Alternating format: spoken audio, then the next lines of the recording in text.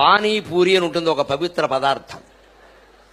ఓ మురుక్కాల పక్కన ఓ బడ్డీ పెడతాడు వాడు, ఇంత పెద్ద సంచి ఎడతాడు, దాని నిండా ఏమిటో ఇలాగా మొత్తం బూర్లు ఖాళీ బూరుల్లో ఉంటాయి అన్నీ కూడాను, ఇంతంత గొట్టాలు. అదేమో చెదపడం, అందులో ఏదో రసమో నీరసమో ఏదో పోస్తాడు, అది తినడం.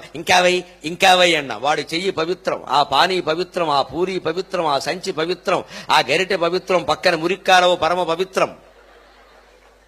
మన ఆరోగ్యాలు ఏమైనా బాగుంటాయా? రుచి ఒకటే కాదు, రుచితో పాటు శుచి ఉండాలి.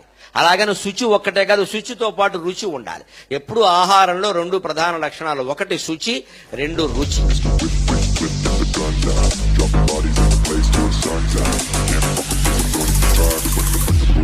I'm the last one to die.